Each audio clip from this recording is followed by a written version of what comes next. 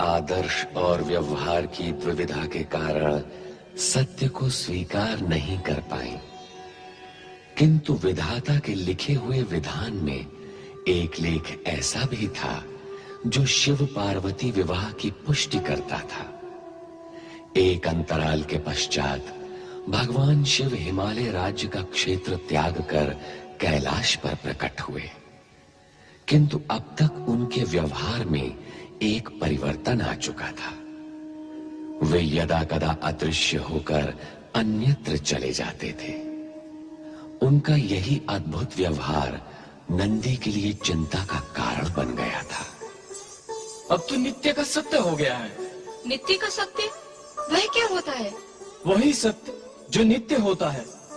भोलेनाथ बार बार अदृश्य हो जाते हैं। कहाँ जाते हैं, क्यों जाते हैं, ये कोई नहीं जानता। क्या तुम जानती हो?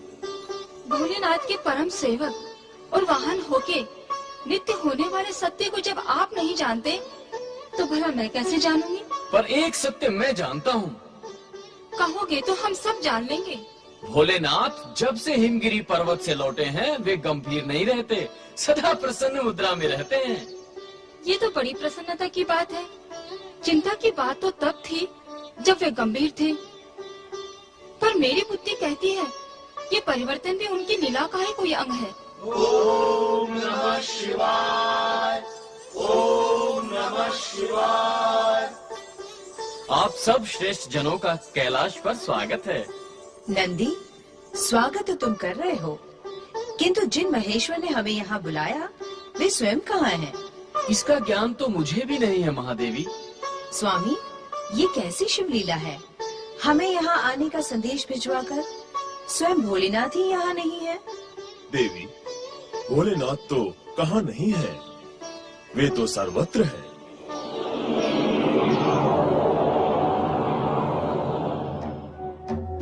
ओम नमः शिवाय।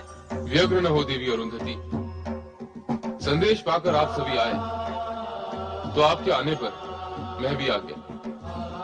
आने में तनिक विलंब अवश्य हुआ, कारण कि मैना रानी की परीक्षा लेने के उपरांत एक भक्त की पुकार पर मैं उसे दर्शन देने चला गया था। परीक्षा? पुनः परीक्षा? परीक्षा लेने का ये क्रम कब तक चलेगा देवेश्वर? किस किस की परीक्षा लेंगे और कब तक लेते रहेंगे परीक्षा? अंतिम परीक्षा कब होगी भोलेनाथ? परीक्षा का अंत कभी नहीं होगा देवी। इस जगत में योग्य ही नहीं, अयोग्य प्राणी भी सदा सुख सुविधा की इच्छा रखता है, जिसके योग्य वो नहीं होता। कुपात्र के हाथ यदि सुख सुविधा की कुंजी लग जाए तो वो उसका दुरुपयोग करने लगता है। रीति नीति और शांति के संतुलन को जगत में स्थिर रखने के लिए सुपात्र कुपात्र, योग्य अयोग्य की पहचान करना आवश्यक होता है, और ये परख पहचान परीक्षा से ही होती है। इसीलिए आप सदा परीक्षा लेते रहते हैं प्रभु। मैं भी तो प्रकृति के नियमों से बंधा हुआ हूँ, इसलिए ये आवश्यक है। आप प्रकृति के नियमों का पालन अवश्य करें भोलेनाथ, किंतु शिव पार्वती विवाह के बारे में भी अवश्य सोचें, जिसमें विलंब होने के कारण समस्त देवगण ही नहीं संपूर्ण जगत विकल, व्यग्र और चिंतित है।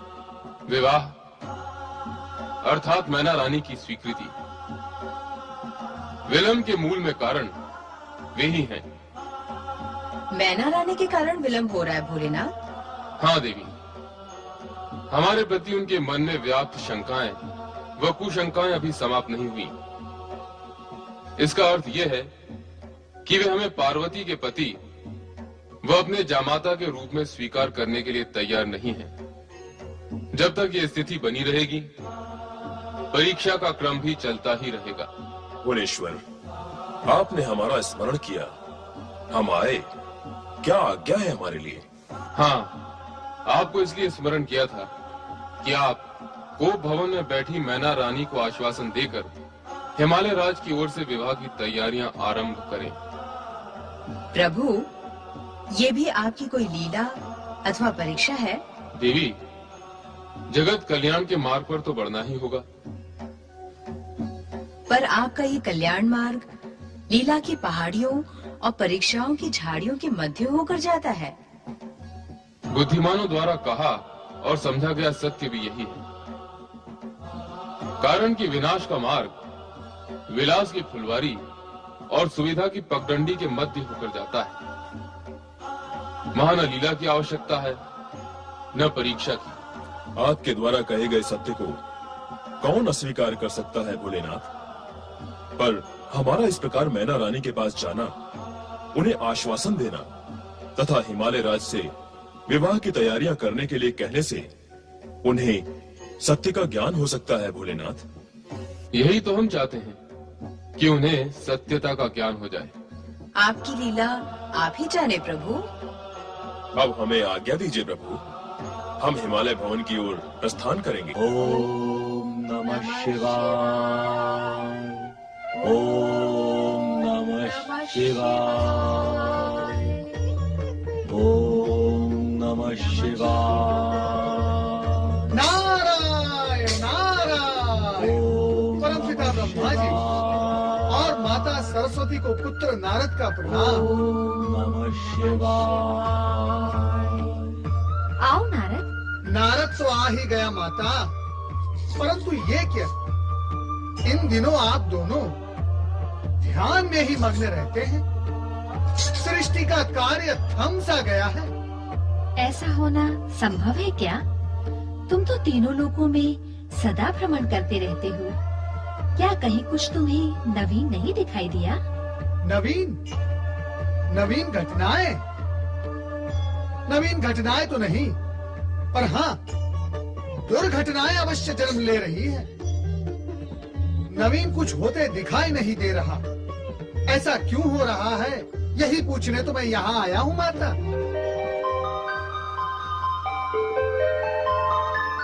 नारद, तुम देवर्षि होकर असत्य भाषण भी कर लेते हो। प्रश्न में असत्यता कैसी परमपिता? मैंने तो मात्र अपनी जिज्ञासा प्रकट की है।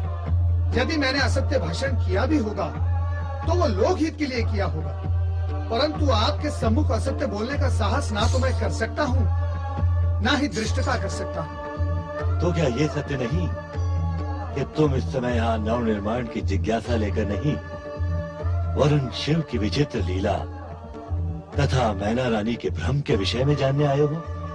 नव निर्माण की जिज्ञासा के पश्चात मैं इस विषय पर भी चर्चा अवश्य करता परमपिता, परंतु सत्य यह है कि शिवजी की लीला के कारण निर्माण के कार्य में बाधा आ रही है। नहीं नारद, ये सत्य नहीं है, तुम्हारा भ्रम है। शिव लीला से कार्य में बाधा नहीं, कल्याण की प्रेरणा प्राप्त होती है। नारायण नारायण परमपिता, तो फिर बार बार शिवजी मैना रानी से परीक्षा लेकर पार्वती से विवाह में विलंब क्यों कर रहे हैं? तो अवसर की प्रतीक्षा को ज्ञानी धीरज और शीघ्रता के लिए की गई व्याकुलता को अज्ञानी विलंब कहते हैं नारद। लौकिक रूप से विलंब हो या शीघ्रता, शिव जो भी करेंगे शुभ के लिए ही करेंगे। परमपिता, पार्वती का अटल निश्चय, मैना रानी का हठ और भोलेनाथ के परीक्षा क्रम के साथ साथ लीला प्रसारण का अंतिम रूप और परिणाम क्या होगा? कहा ना नारद, शिव लीला का परिणाम सदा शुभ ही होता है। शिव का अर्थ ही शुभ होता है। जो शिव भक्त हैं, इस सत्य को भली भांति जानते हैं। शिव लीला में जो कुछ हुआ है, हो रहा है और होगा, वो निश्चित रूप से कल्याणकारी ही होगा। इसी कारण शिव भक्त कभी भोलेनाथ की लीलाओं में शंका प्रकट नहीं करते। धन्य हुआ मैं, धन्य हुआ। परमपिता ब्रह्मा जी और माता सरस्वती के मुख से शिव लीला के विषय में जानकर मैं धन्य हूँ। ओम नमः शिवाय, ओम नमः शिवाय, ओम नमः शिवाय, ओम नमः शिवाय, ओम नमः शिवाय, ओम नमः शिवाय।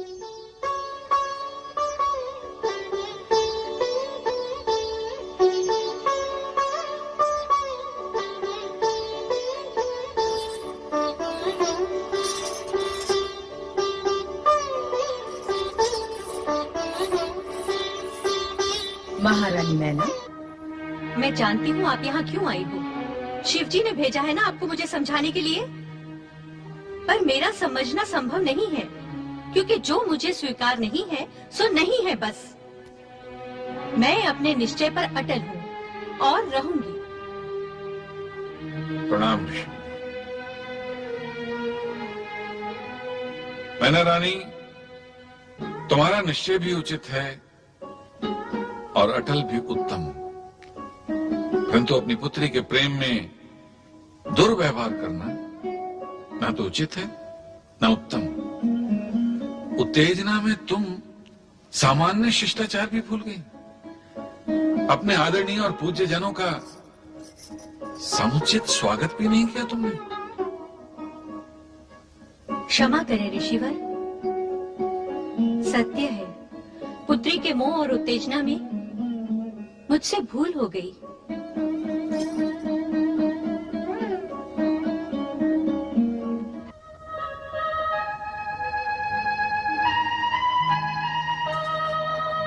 भूल तो देवगण से भी होती है, चिंता का विषय वो नहीं। ये है कि कहीं तुम्हारा पुत्र मोह कम न हो जाए। हम उसी की विनती करने आए हैं। अर्थात तुम्हें पुत्री से मोह है, पुत्र का मन शिव पे है, पर तुम्हारा मन शिव को स्वीकार नहीं करता। कैसे करेगा, क्यों करेगा? फिर पुत्री का मन भी शिव को अस्वीकार क्यों करेगा? उसे करना होगा, वो मेरी पुत्री है। क्या वो अपनी माँ की बात नहीं मानेगी? मैंने जन्म दिया है उसे। किसे माने वो? माँ को, जिसने केवल जन्म दिया है, या उस सत्य को जो सृष्टि के आदि से उसके साथ है और अंत तक साथ रहेगा? विधि के विधान में शिव पार्वती का विवाह निश्चित है। बाहरी रूप से जो तुम्हें स्त्री और पुरुष दिखाई दे रहे हैं, मूल रूप में वो शिव और शक्ति हैं। शिव और शक्ति? हाँ, तुम बाहर और ऊपर का रूप ही देखती रहोगी तो सत्य भी बाहर और ऊपर ही रहेगा। हाँ, भीतर झांकोगी तो सत्य भी भीतर आएगा। मैंने कब देखा है बाह्य रूप? शिव के प्रति विरक्ति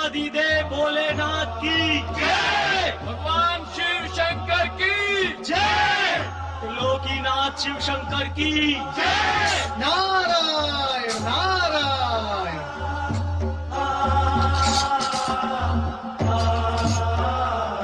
ऋषिवर, आपने भगवान शिव तथा देवी पार्वती के विवाह के प्रथम पर्व को प्रारंभ करके अत्यंत शुभ और महान कार्य किया है। देवर्षि, मैंने केवल हिमालय राज की इच्छा को मूर्त रूप देकर इस विधि को पूर्ण किया है। ऋषिवर, इस विधि को पूर्ण करके आपने भोलेनाथ तथा पार्वती के विवाह की प्रतीक्षा को पूर्ण किया है। अब समस्त जगत आनंद और उत्साह से भर उठेगा। देवगण के उत्साह की तो कोई सीमा ही नहीं रहेगी। और अब जगत शीघ्र ही तारकासुर के अत्याचारों से मुक्त हो जाएगा। विधि का विधान अपना कार्य तो निश्चित रूप से करेगा ही देव ऋषि। भोलेनाथ, अब इस पुरोहित को आज्ञा दें।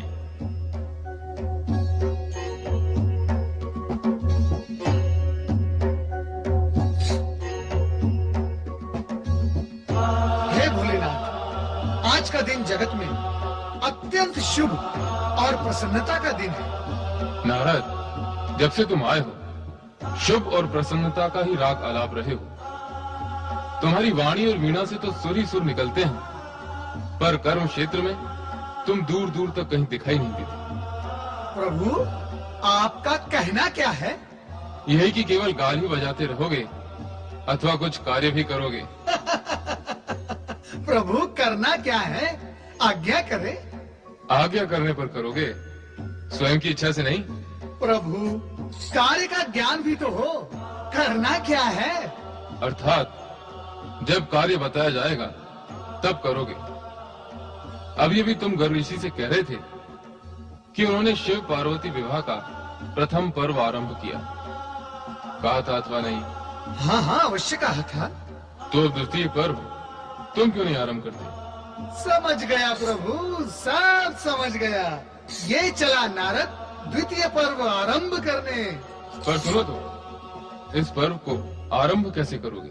नारायण नारायण। आपका दूत बनकर परमपिता ब्रह्मा जी, श्री हरि विष्णु, देवराज इंद्र, सभी देवगण, सभी ऋषिगण, इन सभी को आपके विवाह की सूचना देकर उन्हें विवाह में सम्मिलित होने का निवेदन पूर्ण आमंत्रण दूंगा। उन्हें प्रसन्न रखूंगा भोलेनाथ। नारायण नारायण। ओम नमः शिवाय, ओम नमः शिवाय, ओम नमः शिवाय, ओम नमः शिवाय, ओम नमः शिवाय, ओम नमः शिवाय, ओम नमः शिवाय, ओम नमः शिवाय, ओम नमः शिवाय, ओम नमः शिवाय। अरे अरे अरे अरे, मैं क्यों पृथ्वीलोक की ओर जा रहा हूँ? मुझे तो स्वर्गलोक जाकर देवगण को सूचित करना होगा। शिव पार्वती विवाह की सूचना पाकर सबसे अधिक प्रसन्नता देवताओं को ही होगी। इसीलिए उन्हें ही सर्वप्रथम आमंत्रित एवं सूचित करना उचित होगा। चलो नारद। सबसे अधिक प्रसन्नता देवताओं को ही होगी। निश्चित ही देवताओं को ही होगी। नारायण नारायण। दुष्ट तारकासुर के कारण देवता ही सबसे अधिक कष्ट में हैं। शिव पार्वती विवाह उपरांत उनसे उत्पन्न पुत्र देवताओं के परम शत्रु तारकासुर का वध करेगा। इसलिए सर्वप्रथम देवताओं के पास चलना चाहिए। चलना तो तुझे भी चाहिए हमारे स्वामी के पास। परंतु तुम हो कौन? मैं मेघासुर हूँ, महाबली तारकासुर का सेनापति। अब पता चला कि मैं कौन हूँ। अब तुम्हें यह भी बताता हूँ कि तुम्हें क्यों पकड़ा।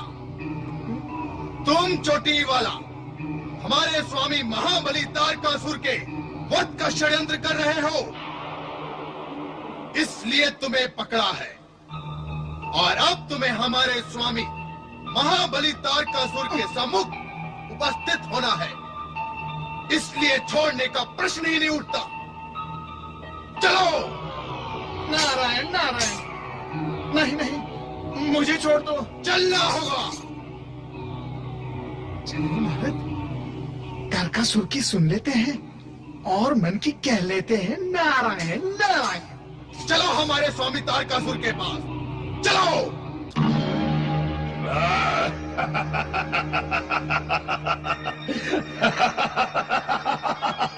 दानव महाबली तारकासुर की जय।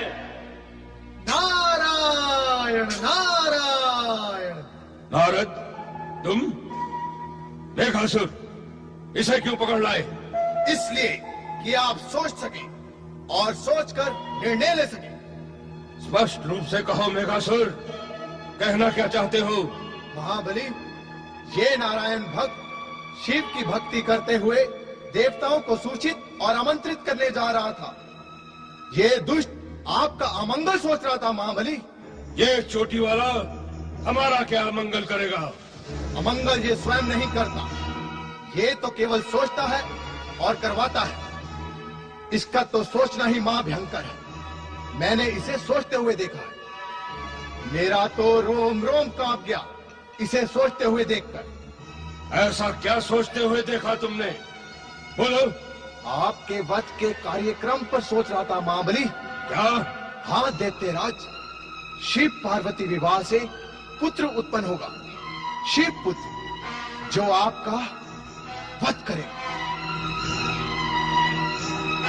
आपके वध से देवता प्रसन्न होंगे, इसलिए देवताओं को शिव पार्वती विवाह का वो शुभ समाचार देने जिसके भीतर आपके वध का कार्यक्रम छिपा हुआ था। आकाश मार्ग से जा रहा था ये चोटी वाला। इसे ऐसा सोचते हुए मैंने देख लिया और आपके पास पकड़ कर ले आया महाबली। हे नारद। नारायण नारायण। दैत्यराज, क्रोध करने से किसी को लाभ नहीं हुआ, हाँ हानि अवश्य हुई है। क्रोध करने से रक्त का प्रवाह विरुद्ध दिशा में बहने लगता है, अर्थात शरीर जीवन की ओर न बढ़कर मृत्यु की ओर बढ़ने लगता है। ज्ञानी और संतजन प्रभु से यही प्रार्थना करते हैं कि हे प्रभु, हमें मृत्यु की ओर से अमरत्व की ओर ले चलो, परंतु आप तो विपरीत दिशा में गमन कर रहे हैं दैत्यराज। नारद, बहुत अधिक बोलते हो तुम। बोल का ही तो मोल होता है दैत्यराज। फिर ये प्रश्न नहीं कि मैं अधिक बोलता हूँ या कम बोलता हूँ, मधुर बोलता हूँ या कटु बोलता हूँ, भयभीत होकर बोलता हूँ या निर्भय होकर बोलता हूँ। नहीं, आप मात्र इतना विचार करें कि मैं सत्य बोलता हूँ या नहीं। नारद, क्या तुम अपनी वाणी पर कभी विराम नहीं लगाते? तो आप दैत्यराज मेरी वाणी पर विराम लगाने के इच्छुक हैं, क्योंकि दैत्यराज आप में सत्य सुनने और उसे सहन करने की सामर्थ्य नहीं है। नारद, मेरी वाणी से यदि आपको इतना कष्ट होता है, तो आपके अत्याचार से प्रजा को कितना कष्ट होता होगा। दैत्यराज, यदि विराम लगाना ही है आपको, तो अपने अत्याचार हिंसा पर विराम लगाएं। सावधान नारद। सावधान तो मैं हूं ही दैत्यराज, परंतु आप अपनी हिंसा, स्वार्थ, अत्याचार और दुर्भावना पर विराम क्यों नहीं लगाते? दैत्यराज, जन जन की वाणी की गति तुम्हारे विरुद्ध बढ़ती जा रही है। ना तो तुम जन चेतना के प्रवाह को रोक सकते हो, ना जन साधारण के सत्य को रोक सकते हो, ना ही जनवाणी को रोक सकते हो। यदि रोकना ही है दैत्यराज, तो अपने पाप कर्मों को रोको, और यदि विराम लगाना ही है तो अपनी तामसिक वृत्ति पर लगाओ। नारद, नारद, हम तुम्हें नहीं छोड़ेंगे। दैत्यराज, दुष्कर्म करने की सौगंध ही ले रखी है आपने। कभी कभार भूले भटके सत्कर्म करने का विचार ही कर लिया करो। करना तो संभव क्या होगा। ये दुष्ट नारद तो महाबली को उत्तेजित ही करता जा रहा है। परिणाम भी यही भुगतेगा महाबली। हे नारद, तुम्हारा ये विराम जो तुम हम पर लगाना चाहते हो, हम तुम्हारे जीवन पर लगा देंगे। फिर न रहेगा बांस और न बजेगी बांसुरी। ना देवताओं को निमंत्रण जाएंगे, ना शिव पार्वती विवाह होगा। फिर हम हिमालय राज्य प्रवेश कर वहां की विवाह की सभी तैयारियों पर विराम लगा देंगे। नारायण नारायण, ज्ञानी सत्य ही कहते हैं कि अज्ञानी में दूरदर्शिता होती ही नहीं। क्या कहा तूने? भूल हो गई। इतना बड़ा सत्य आपकी छोटी सी बुद्धि में नहीं समाएगा। अभी तक जो मैंने कहा उस पर ध्यान न देकर अभी जो मैं कहने जा रहा हूँ, कृपया आप उस पर ध्यान दें। क्या कहोगे? यही कि अपनी मृत्यु से पूर्व अपने मरने का आयोजन न करो। शिव आज्ञा विरुद्ध यदि आपने हिमालय क्षेत्र में प्रवेश किया अथवा आक्रमण किया तो परमपिता ब्रह्मा जी का वरदान भी आपको नहीं बचा सकता। शिव पुत्र के उत्पन्न होने से पूर्व ही शिव जी के क्रोध से आप मारे जाओगे। महाबली, आप इस नारद को अपने विरुद्ध षड्यंत्र करने के अपराध में तुरंत दंडित करेंगे तो इसका प्रलाप बंद हो जाएगा। नारद! सावधान! शिव दूत पर आक्रमण करने से शिव क्रोध से नहीं बच पाओगे दैत्यराज। इस मेघासुर के हाथों से बचकर तो मैं कभी का जा सकता था, परंतु मैं यहाँ तुम्हें सावधान करने आया हूँ।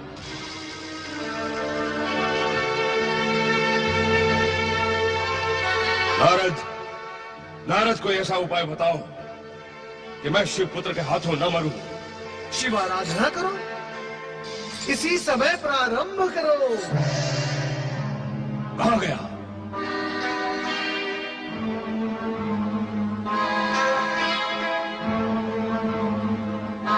नारद के बहकावे में ना आना महाबली। बहकावा? बहकावा नहीं तो और क्या है। आपको शिवाराधना का कुमार्ग बता गया है वो दुष्ट। आपकी शिवाराधना आरंभ करते ही हम असुरों का अस्तित्व समाप्त हो जाएगा। नहीं महाबली नहीं, आप शिवाराधना ना करें। तो फिर मैं क्या करूं? देवताओं से स्वर्गलोक पूरा छीन ले महाबली। देवताओं को स्वर्गलोक से निकाल दो। अब तो यही करना होगा। मैं शिवाराधना नहीं करूंगा, देवताओं को मिटा दूंगा, उन्हें स्वर्ग से निकाल दूंगा। मैं शपथ लेता हूं, केवल स्वर्गलोक ही नहीं, तीनों लोकों में साम्राज्य स्थापित करूंगा। साम्राज्य! नारायण नारायण। तुम फिर आ गए? दैत्यराज, मैं गया ही कहा था। मैं तो प्रतीक्षा कर रहा था ये देखने के लिए कि दुष्ट की बुद्धि कितनी अस्थिर होती है, और अब देखकर जान भी लिया। क्या जान लिया तुमने? यही कि दुष्ट कभी कभी भयवश भगवान की ओर बढ़ता है, परंतु उसकी दुष्टता सदा के लिए कभी नहीं छूटती। वो तभी छूटती है जब उसके प्राण छूटते हैं। ठहर जा नारद। नारायण नारायण नारायण, श्रीमन नारायण नारायण नारायण। कहाँ चले गए थे मेनाक? मैं कब से तुम्हें ढूंढ रहा हूँ। आज्ञा दीजिए पिताश्री। आज्ञा दूं? मैं आज्ञा दूं? पुत्र मेनाक, तुम पार्वती के बड़े भ्राता हो। उसके विवाह की चिंता करते हुए समस्त व्यवस्था तुम्हें ही करनी चाहिए। आप निश्चिंत रहें, सभी व्यवस्थाएं हो चुकी हैं। उत्तम, अति उत्तम। अच्छा ये बताओ, समस्त पर्वत राजाओं को निमंत्रित करने के लिए क्या निमंत्रण पत्र भेज दिए हैं? वही कार्य कर रहा हूँ। करो, शीघ्र करो और सुचारू रूप से करो। महामंत्री, आपने मुझे बुलाया राजन? आपको नहीं बुलाएंगे महामंत्री तो किससे बुलाएंगे? मैं निपट अकेला तो सारे कार्य नहीं कर सकता ना। विवाह की सारी व्यवस्था हो रही है महाराज। हमें आपसे यही आशा है महामंत्री। अब आप ऐसा कीजिए कि राजशिल्पी को बुलवाइए और हमारी राजधानी और राजप्रासाद को इस तरह से सुसज्जित करवाइए कि आने वाले अतिथिगण आश्चर्य से चकाचौंध हो जाए जी। और हमारे अतिथियों के रहने की व्यवस्था ऐसी की जाए कि उन्हें तनिक भी कष्ट न हो। आपकी आज्ञा का पूरी तरह से पालन होगा महाराज। और सुनिए सुनिए, कहाँ जा रहे हैं आप? हमें आपसे कुछ और भी बात करनी है। क्या कहना चाहते हैं हम? हाँ, शिवजी के बारात में सभी देवगण पधारे और उन्हीं के साथ साथ परमपिता ब्रह्मा, श्री हरि विष्णु, देवराज इंद्र व अन्य भी। इनके निवास व स्वागत के लिए विशेष प्रबंध व ध्यान रखा जाए। अवश्य महाराज। अब आप जाइए, समय नष्ट क्यों कर रहे हैं? जो आज्ञा महाराज। महाराज, नैनारानी, तुम यहाँ विवाह की तैयारी नहीं कर रही? आपका इतने उत्साह से करना धरना पर्याप्त नहीं है क्या? ऐसा प्रतीत होता है महारानी कि तुम्हारे मन में इस विवाह के लिए कोई उत्साह नहीं। जब भविष्य अपना अंधकार में दिखाई दे तो उत्साह कैसा? क्या अभिप्राय है तुम्हारा? महारानी, पुत्री के विवाह के शुभ अवसर पर ऐसे अशुभ शब्द कहना तुम्हें शोभा नहीं देता। आप शोभा की चर्चा ना ही करें तो अच्छा है स्वामी। क्या आपको विश्वास है कि महलों के सुख ऐश्वर्य में पली बड़ी हमारी कोमलांगी पुत्री पार्वती उस वैरागी और विचित्र वेशधारी शिव के साथ खड़ी शोभा पा सकेगी? क्या वो हिम शीतल वातावरण में सुखी रह पाएगी? सुख और शोभा से तो अब जैसे संबंध ही नहीं रह गया है पार्वती का। महारानी, आप अकारण ही चिंता करके अपने आप को दुखी कर रही हैं, जबकि चिंता का कोई विषय ही नहीं है। मैंने परमपिता ब्रह्मा, श्री हरि विष्णु, देवराज इंद्र, अन्य देवगण व ऋषिगण के विश्वास पर ही इस विवाह का निर्णय लिया है। और ये सभी श्रेष्ठ देवगण भगवान शिव जी के चरणों पर नतमस्तक हो उन पर अटूट विश्वास रखते हैं। स्वामी। हाँ महारानी, मेरे विश्वास की जड़ें बहुत गहराई तक गई हैं और मेरा निर्णय भी इसी विश्वास पर आधारित है। महारानी, पार्वती मेरी भी पुत्री है जितनी तुम्हारी। क्या मैं उसका अहित चाहूंगा?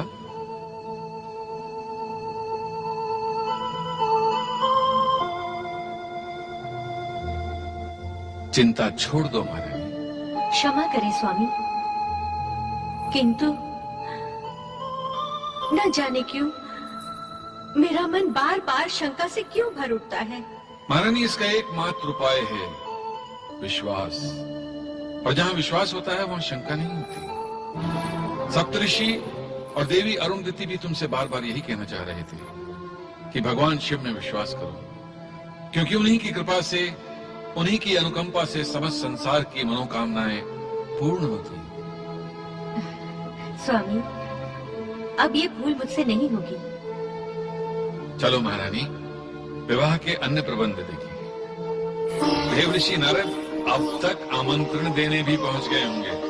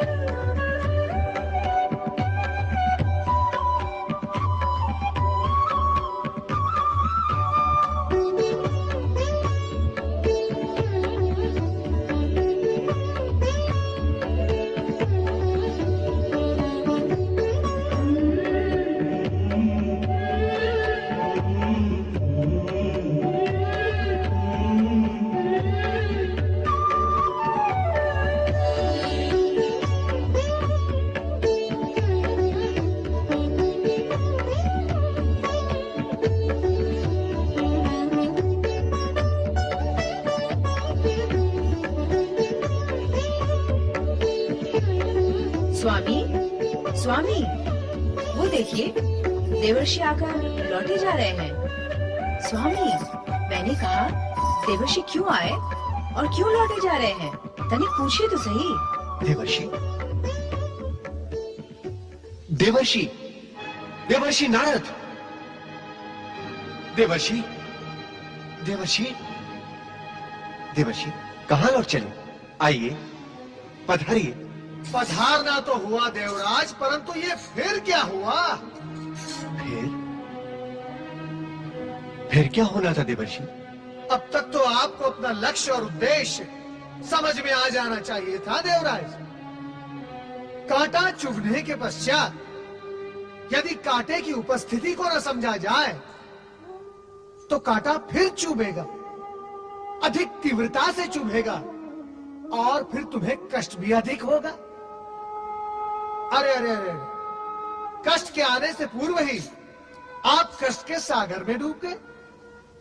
मैं आपको उबारता हूं देवराज, आइए।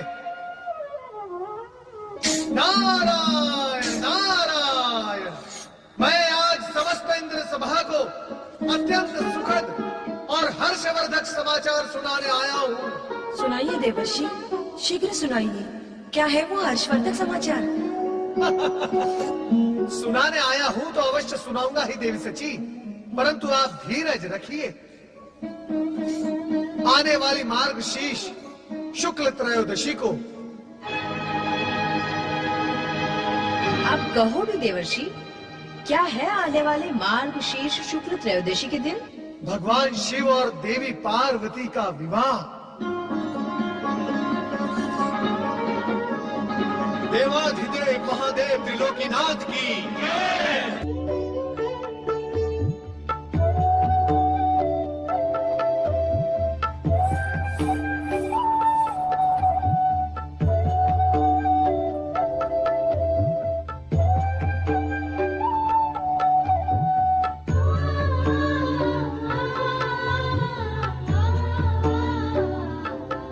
ओ यमुना, देख तो, देख देख सामने। क्या? कृष्णा, कृष्णा ये गंगा और यमुना ही है ना? हाँ रे गोदावरी, एक पतित पावन गंगा और दूसरी सूर्य पुत्री यम की बहन यमुना। सामने तो देख, वो कृष्णा और गोदावरी है ना? हाँ है तो, और मुझे लगता है कि वो दोनों भी हमारे विषय में यही चर्चा कर रही हैं। लगता है हमारी तरह ये भी पार्वती का श्रृंगार करने ही आई हैं। चलो। स्वागत है गोदावरी और कृष्णा का। आप दोनों पार्वती का श्रृंगार करने आई हो ना? आओ पार्वती का श्रृंगार करें। आज पार्वती का रूप तो अलौकिक होगा। देखकर हम सबकी आंखें धन्य हो जाएंगी। आओ चले। चलो।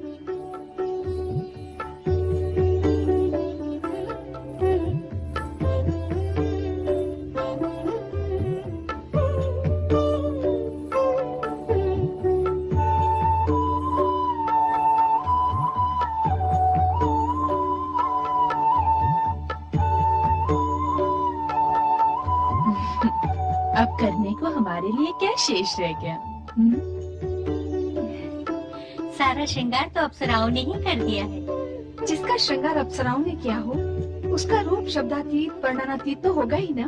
ब्रह्मा जी और श्री हरि विष्णु जी से निवेदन करना होगा कि वो शिव जी के अगल बगल में खड़े रहे। पार्वती का ये रूप देखकर कहीं उन्हें चक्कर न आ जाए।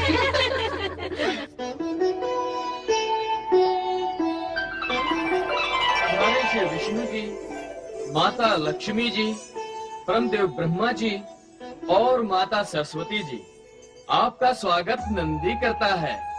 भगवान शिव शंकर की, सदा शिव भगवान शिव शंकर भोलेनाथ की। हर हर महादेव, हर हर महादेव, हर हर महादेव। हम जिनकी जय बोल रहे हैं वे स्वयं कहाँ हैं? श्रृंगार कर रहे होंगे। किंतु उनके श्रृंगार की व्यवस्था के लिए तो हम आए हैं। नहीं नहीं माता, स्वामी ऐसा श्रृंगार नहीं करेंगे। विवाह करने जा रहे हैं, दूल्हा बनेंगे, तो क्या श्रृंगार नहीं करेंगे? श्रृंगार ऐसा और वैसा क्या होता है? श्रृंगार तो श्रृंगार होता है। विवाह करने वाले हर दूल्हे को करना पड़ता है। आनंदी, देवी सरस्वती सत्य कह रही हैं। यह एक ही तो अवसर होता है दूल्हे के लिए श्रृंगार करने का। सो तो है भगवान, जो भी करना धरना है भगवान भोलेनाथ को ही करना है, किंतु उनको श्रृंगार स्वीकार नहीं। अरे तो क्या वे बिना श्रृंगार के ही दूल्हा बनेंगे? ऐसा तो होता नहीं कि दूल्हा और श्रृंगार न करे। अवश्य करेंगे, पर अपने अनोखे ढंग से। किंतु कैसे? भभूत से। नारायण नारायण। आहा, भगवान भोलेनाथ की भभूत पूर्ण भव्य भंगिमा कैसी अद्भुत लग रही होगी। आहा। नारद, कभी कभी शुभ कार्य भी कर लिया करो। प्रभु, आपका अभिप्राय क्या है? क्या मैं सदा ही अशुभ कार्य करता रहता हूँ?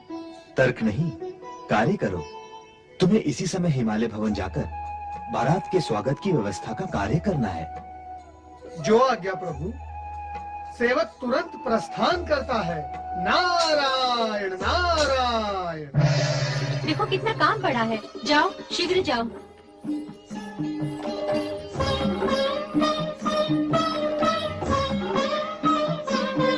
नारायण नारायण। देवऋषि प्रणाम। कहिए देवऋषि, मंडप देखा आपने, कैसा लगा? महारानी, यदि आप तीनों लोक में दुर्लभ सुंदर शिवजी के दर्शन करती तो मैं आपसे पूछता कि आपको दूल्हा कैसा लगा। आपके सुंदर मंडप में अति सुंदर दूल्हा जब सुंदर दुल्हन के साथ प्रवेश करेगा तो जगत की संपूर्ण सुंदरता वहीं थम कर रह जाएगी। अरे, आप तो सुंदरता के दर्शन करेंगे ही, परंतु मैं जो यहाँ करने आया हूँ उसका क्या होगा? नारायण नारायण। देवऋषि, क्या करने आए हैं आप? हिमालय राज, मैं तो यहाँ भगवान श्री हरि विष्णु की आज्ञा अनुसार बारात के स्वागत का प्रबंध देखने के लिए उपस्थित हुआ हूँ। मेरा संबंध तो दोनों पक्षों से है। वर पक्ष और वधु पक्ष दोनों ही मुझे अपना समझते हैं। और आप हैं भी तो दोनों के। देवऋषि, बारातियों के स्वागत की सर्वोत्तम व्यवस्था की गई है। अतिथियों के सुख सुविधा के लिए हर प्रकार का प्रबंध किया गया है। हमारे अतिथियों को तनिक भी कष्ट नहीं होगा। आप चाहें तो स्वयं निरीक्षण कर लें। हिमालय राज, आपने शब्दों का जो चित्र मुझे दिखाया है उसके पश्चात और मैं क्या देखूं? बारात तो अब तक प्रस्थान भी कर चुकी होगी।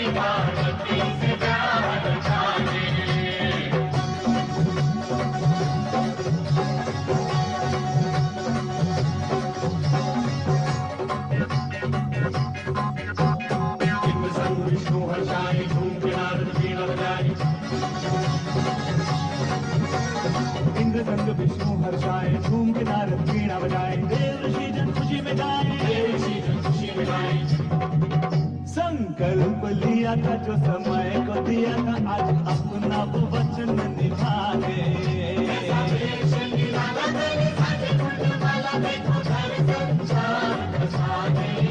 अपना संसार बसाने।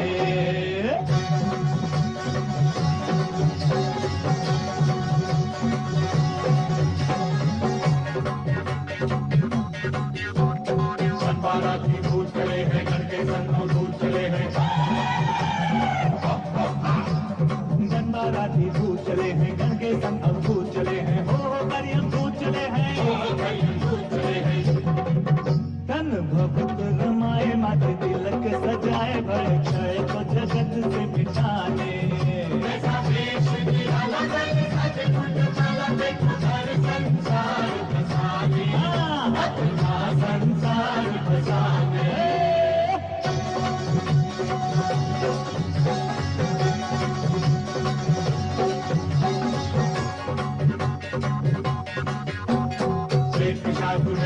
नाचे ढोलक ढोल नगाड़े बाजे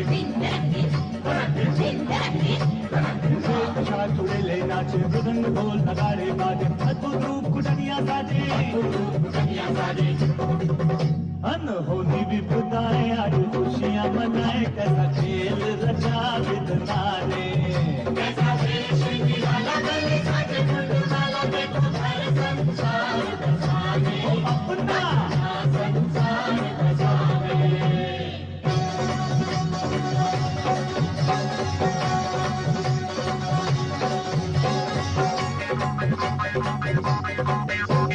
ब्रह्मा मंगलाचार सुनाए पुष्प सभी किन्नर बरसाए ब्रह्मा मंगलाचार सुनाए पुष्प सभी किन्नर बरसाए आज मगन है सभी दिशाएं मंद मंद मुस्कुराते कई लीलाएं दिखाते कण कण को ही शिव मत बना दे कैसा वेश निराला गले साजे फूलमाला देखो घर संसार बसाने वो अपना संसार बसाने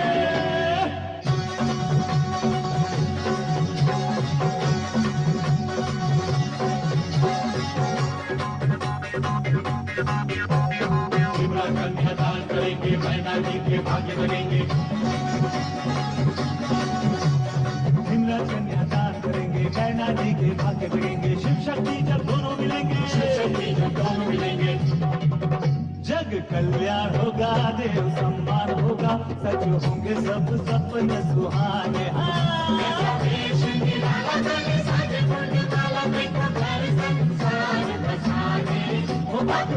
संसार बसाने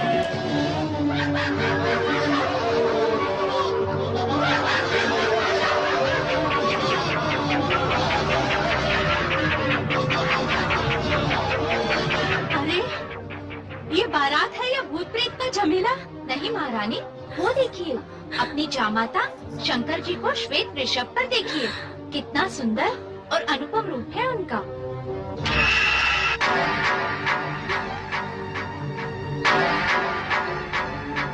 अरे कहाँ है वरराजा?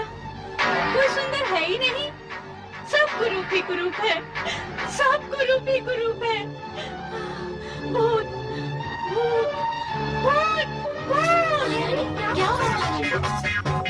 देख रही है सृष्टि सारी ये वैरागी डमरूधारी